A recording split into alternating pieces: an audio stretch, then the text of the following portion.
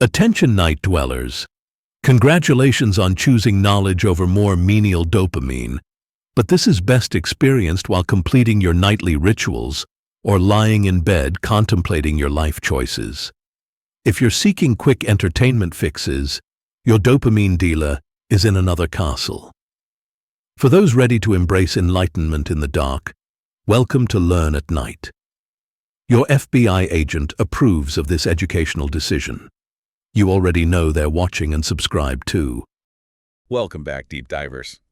Tonight, we're diving headfirst into something truly fascinating, the often overlooked connection between ADHD and sleep. Yeah, it was kind of like a nocturnal dance our brains do when the lights go out, and let me tell you, the findings from sleep labs are pretty amazing. Really intriguing stuff, right? We're talking about everything from, like those old Victorian observations of something called restless genius syndrome Oh yeah, that's a classic. to like the idea of temporal fingerprints, those unique movement patterns that could maybe even help diagnose ADHD. Definitely a lot of potential there. Oh, and get this, we'll also be exploring the totally mysterious phenomenon of movements actually synchronizing between complete strangers during sleep studies. Now that's something that always makes me wonder. It's going to be a wild ride tonight, folks, so buckle up. It's amazing what we can learn about the brain, simply by watching how people move when they're asleep. Yeah, it's like we're unlocking a secret code. For centuries, people have been making this connection between,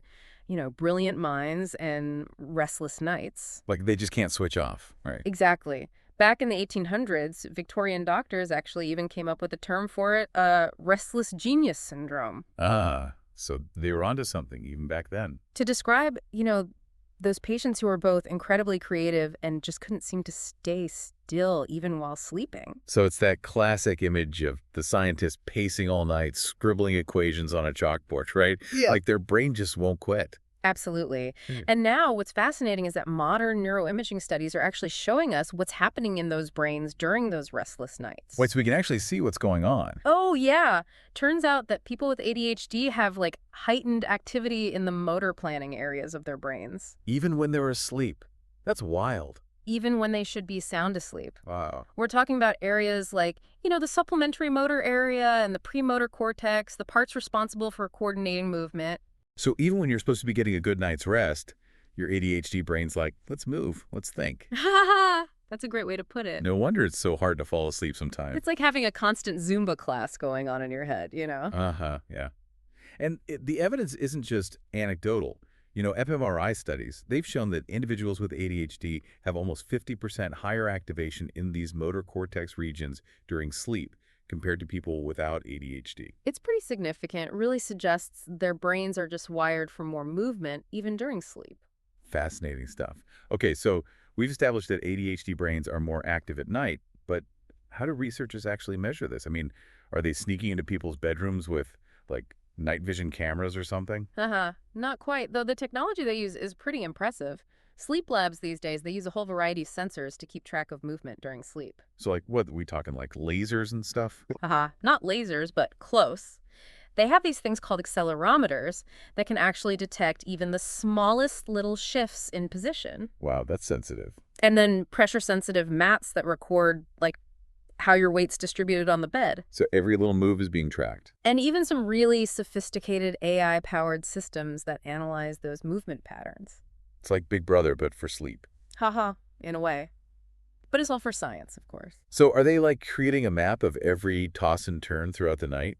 Precisely. It's like a secret dance routine, that only the sleep scientists get to see. That's one way to put it. And this map is what we call a nocturnal kinetic profile. Catchy name. And the really remarkable thing is that researchers are starting to find distinct patterns in these profiles that seem to be, specific to ADHD. Wait, so you're telling me you can spot ADHD just by looking at how someone moves in their sleep? It's emerging research, but the potential is there. That's mind-blowing. What kind of patterns are we talking about?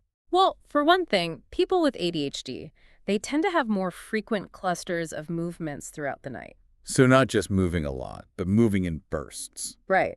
They also show this interesting pattern of stillness followed by these sudden bursts of activity. Like their body's trying to catch up with their racing mind. Exactly. Almost like they're trying to, physically release all that pent-up mental energy. Fascinating. And even things like how they reposition their limbs, like how often they switch from lying on their back to their side, that can be a clue too. So it's like each tiny twitch is a piece of the puzzle. Exactly. And the researchers are putting it all together to get a clearer picture of how ADHD shows up during sleep. That's the goal, to understand this complex relationship better. Okay, this is getting really interesting. And it gets even more fascinating when you start to look at the timing of these movements. The timing, too. So it's not just how much you move, but when. Exactly. There's this concept called temporal fingerprints, which basically refers to the specific timing of movements that's linked to different stages of sleep. Temporal fingerprints, I like that. Sounds kind of spooky. Like each person has their own unique sleep signature. It kind of is. For instance, someone with ADHD might have a very specific pattern of movements that always happens right before they transition from, say, light sleep to deep sleep. So their body's kind of giving away their sleep secrets, huh? Ha! You could say that. I guess those little twitches and turns aren't so random after all. Right. They hold valuable information. And those temporal fingerprints, they can actually increase the accuracy of an ADHD diagnosis, too. Wow, so it's like a whole new way of looking at ADHD. Oh. This is really a deep dive into the mysteries of the sleeping brain, isn't it? Absolutely. And here's where things take a really intriguing turn. Oh, there's more. It seems these movement patterns, they might be influenced by factors that, well, they seem completely unrelated to sleep. Like what? What could possibly be affecting our sleep movements? Things like, believe it or not, atmospheric pressure. Seriously? Like the weather? Yep. Even geomagnetic activity. Like the Earth's magnetic field? And get this, even the phases of the moon seem to have an impact on how people with ADHD move during the night. Hold on, you're telling me the moon could be affecting how people with ADHD sleep? That's taking this whole nocturnal dance to a whole other cosmic level. It's definitely an area that needs a lot more research, but the connections are, well, they're pretty fascinating. I bet. For example, there are studies that have shown a 23% increase in, nocturnal movements in people with ADHD during full moons. Wow, that's a pretty big jump. And there's been this, anecdotal evidence for years from nurses and parents observing that children with ADHD often become way more active after the sun goes down. So it's like the darkness flips a switch or something. It's almost like their energy levels go into overdrive. That makes sense. I have a friend whose son has ADHD, and he's like a totally different kid once the sun sets. It's a common observation. Like he suddenly get this unlimited energy source. And there's a scientific explanation for that, too. Oh, really? I was just like a sugar rush or something. Well, sugar might play a role, but it's more than that. See, people with ADHD, they often have what's called a delayed circadian rhythm. Their internal clock's a bit off. Precisely. So their body is essentially on a different schedule. You got it. Like they're ready to party when everyone else is winding down. That's a great way to put it. It's like they're living in a different time zone. And this delayed circadian rhythm, it affects their melatonin production. Melatonin, that's the sleep hormone, right? Right. And it also messes with their dopamine and norepinephrine levels, which are those neurotransmitters involved in attention. So it's a whole cascade of effects, basically. Exactly, all stemming from that off-kilter internal clock. And some researchers think this delayed circadian rhythm might actually be linked to these special cells in our eyes called melanopsin-containing retinal ganglion cells. Melanopsin-containing retinal ganglion cells.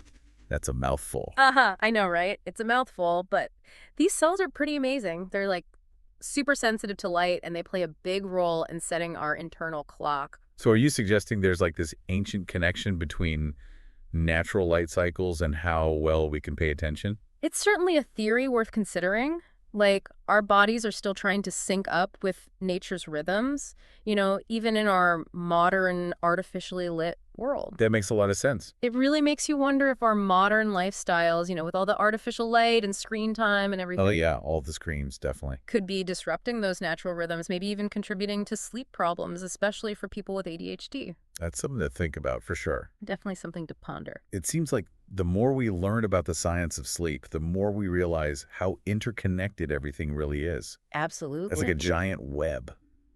It's all intertwined. Our biology, our environment, our technology, it all plays a role. And that interconnectedness, it becomes even more apparent when we start to look at the sounds of sleep. The sounds of sleep. Wait, what do you mean? Like snoring and stuff. Well, that too, but researchers are actually using incredibly sensitive microphones these days, to capture every tiny sound people make during sleep. Wow, so they're really listening in, huh? They're trying to create what they call the nocturnal orchestra of ADHD. A nocturnal orchestra. That sounds kind of cool, actually. It is pretty cool. They're trying to decipher the hidden melodies of sleep. What can those sounds tell us? More than you might think. Researchers are using these complex mathematical formulas to analyze the recordings. Math and sleep sounds. That's an interesting mix. It's cutting edge stuff. And they're finding some really interesting patterns in the movements and sounds. They call them movement harmonics. Movement harmonics. Okay, I'm intrigued. What are those? Well, these patterns, they actually resemble the brainwave frequencies we see during things like problem solving and creative thinking. So you're saying it's like the brain is composing music in its sleep. In a way, yeah.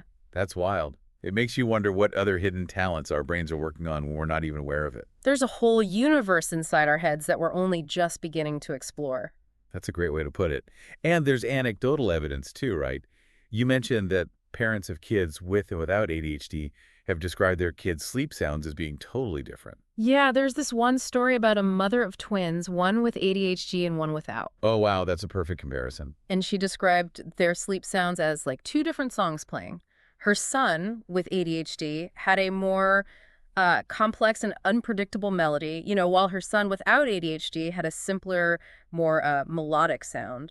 That's a beautiful way to describe it. It's like their bodies are expressing themselves through movement and sound, even when they're asleep. But here's a question I've been wondering about. With all this talk about movement, how do we know that these patterns are actually specific to ADHD? I mean, what if it's just like regular sleep disorders or maybe even anxiety causing all this movement? That's a really important question, and it's something that researchers are really digging into. Diagnosing ADHD based only on sleep movements is still really complicated, Yeah. There are hundreds of variables that need to be analyzed. And it's super important to be able to tell the difference between ADHD patterns and, those of other conditions. Makes sense, like trying to solve a puzzle where the pieces could come from a bunch of different boxes. It's a challenge, but it's a challenge worth tackling. It sounds like sleep research holds so much promise for understanding ADHD in a whole new light.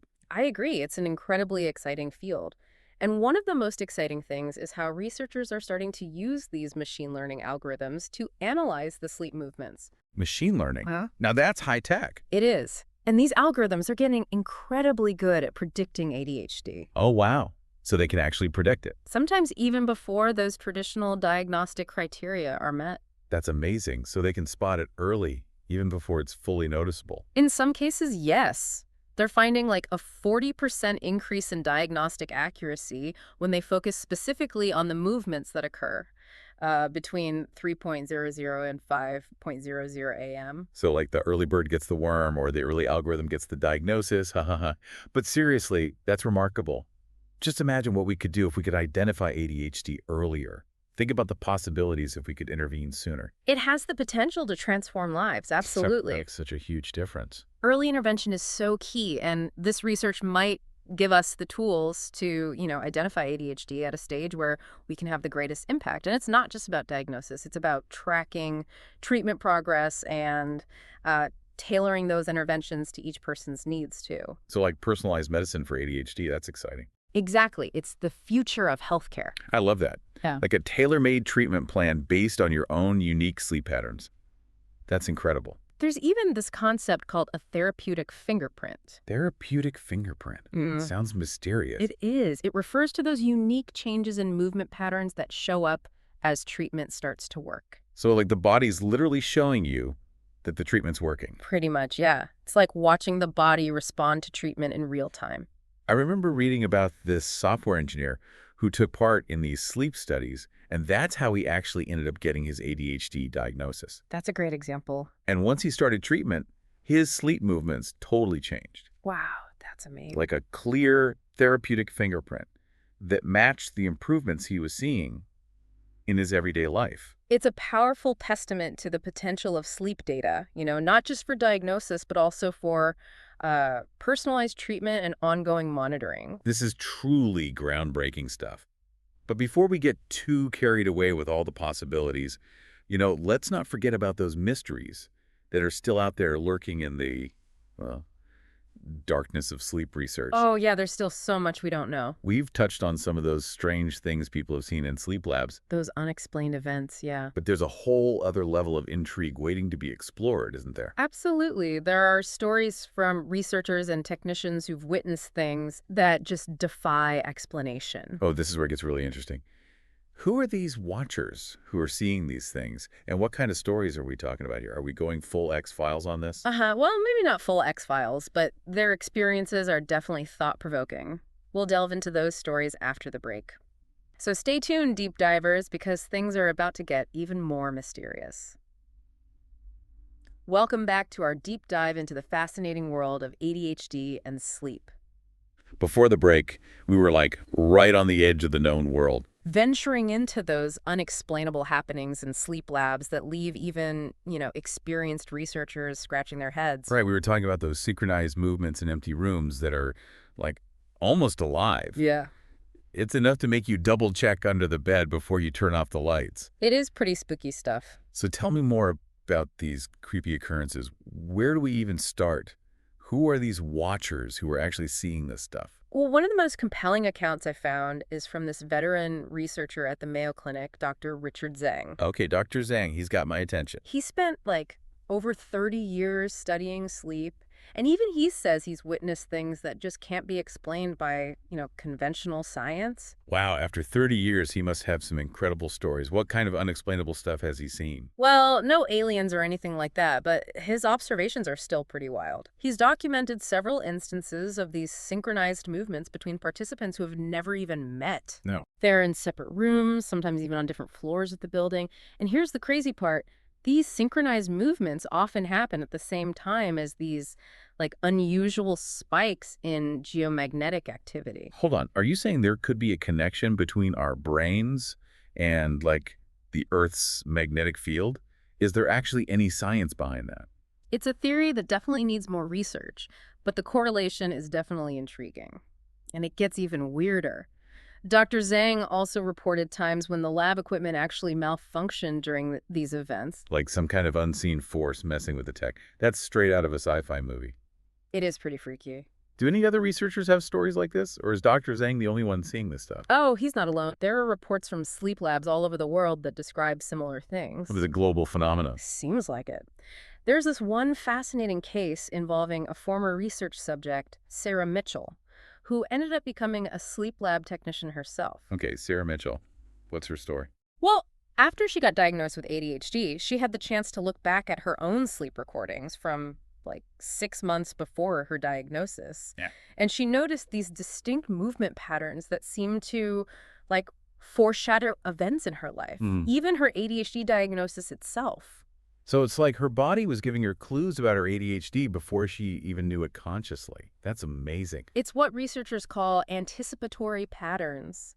It suggests that maybe our sleep movements hold clues about our future, both for ourselves and maybe even on a larger scale. Hold on. We've got synchronized movements, possible cosmic connections, and now we're talking about precognitive sleep patterns. What's next? Time travel through dreams. This is getting a little too sci-fi for me. Oh, right. But it is incredibly fascinating. And then there's the whole thing about consciousness clusters. Consciousness clusters.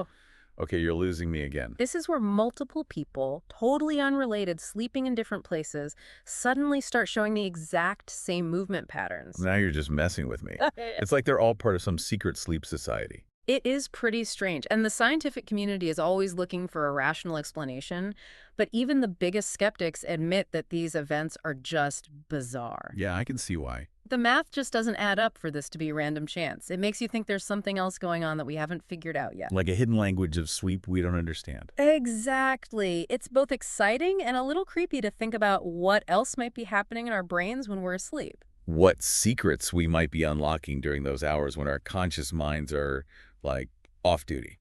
And that leads us to one of the most mind-boggling things about all of this, the idea of temporal echoes. Okay, temporal echoes. What are those? These are movement patterns that seem to reflect things that have already happened or even events that haven't happened yet. Wait, are you saying our sleep movements can predict the future? That's next level stuff? It's definitely a concept that pushes the boundaries of what we currently understand about the subconscious mind.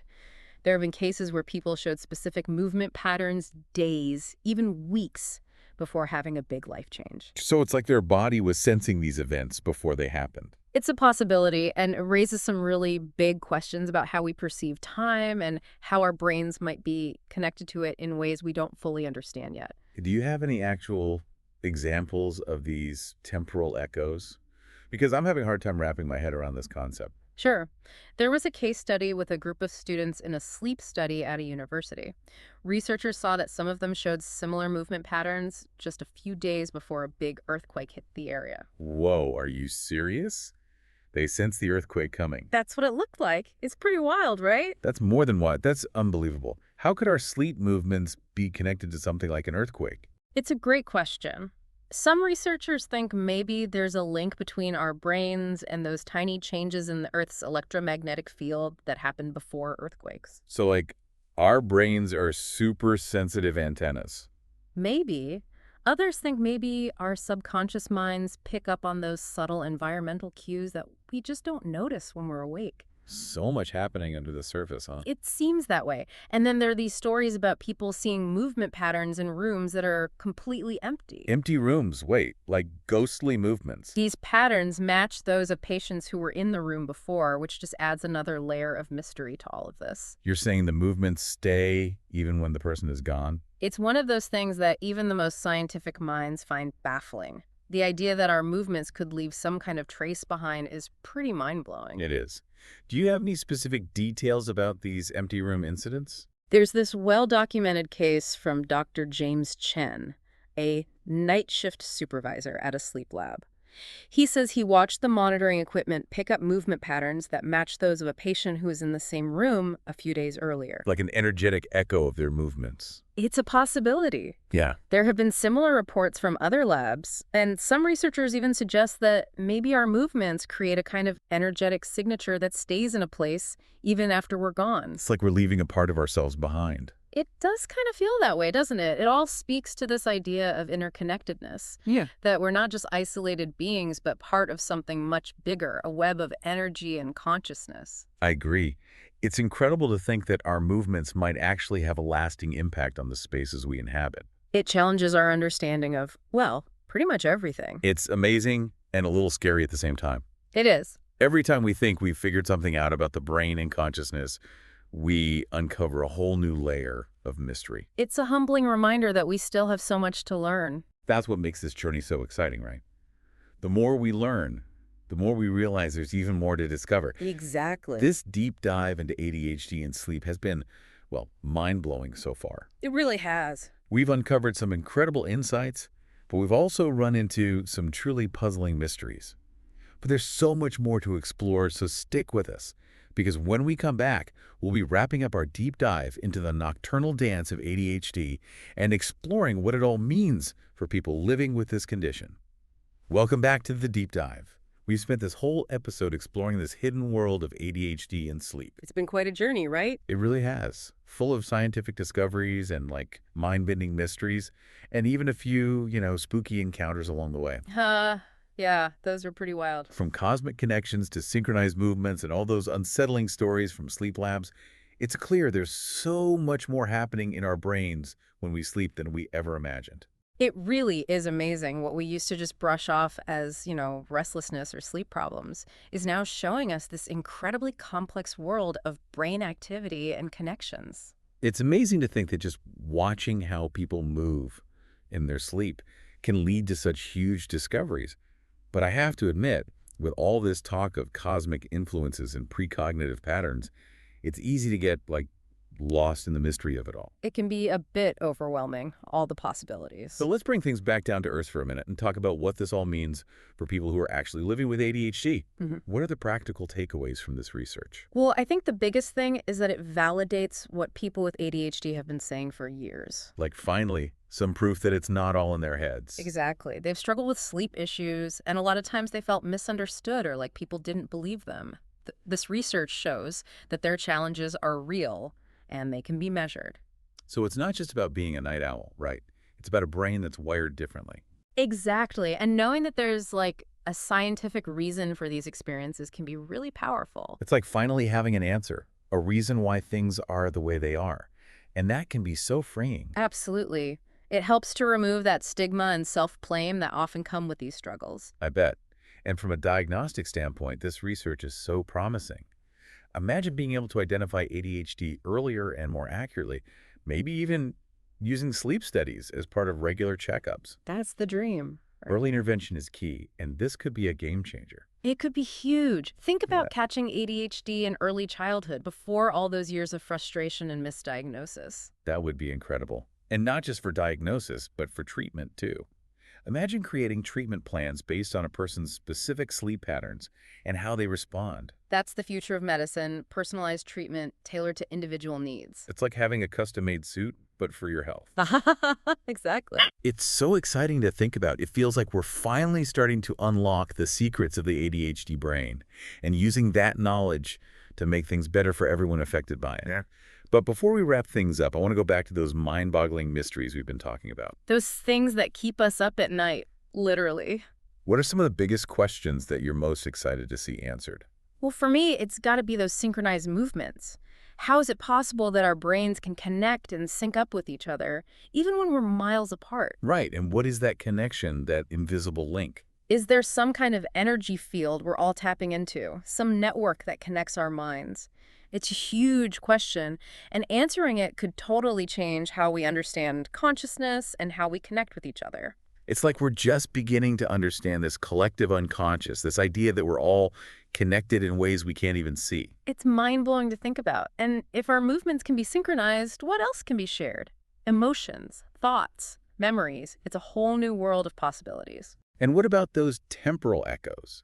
The patterns that seem to, bend the rules of time. Where do those fit in? Right, that's another huge mystery.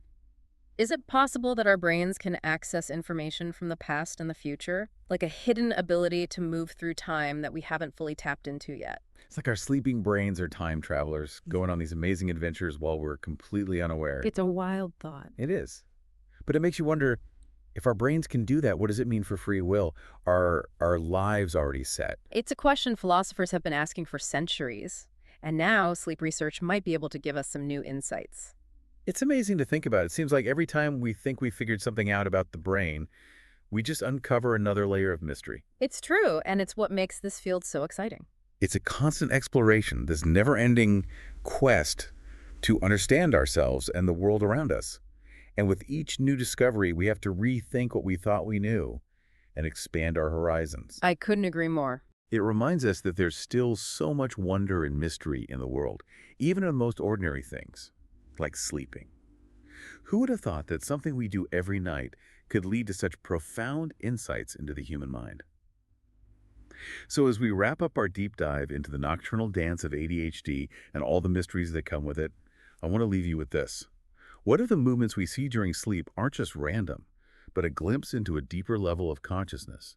A hidden language that tells us about how we're connected to everything around us, and maybe even to something bigger than ourselves. It's a beautiful thought. What if those patterns are actually whispers from the universe itself, waiting for us to decipher them? Thank you for joining us on this incredible journey into the world of ADHD and sleep. It's been an amazing ride full of surprises and mysteries. And as you drift off to sleep tonight, maybe take a moment to appreciate all that incredible activity happening inside your own brain. Who knows what secrets your own nocturnal dance might reveal? Sweet dreams and happy exploring. While they're busy watching reaction videos to reactions of reactions, you're here actually learning something meaningful. Comment below when it hits different. You know what we mean. See you tomorrow night, when the NPCs are busy recharging their limited worldviews.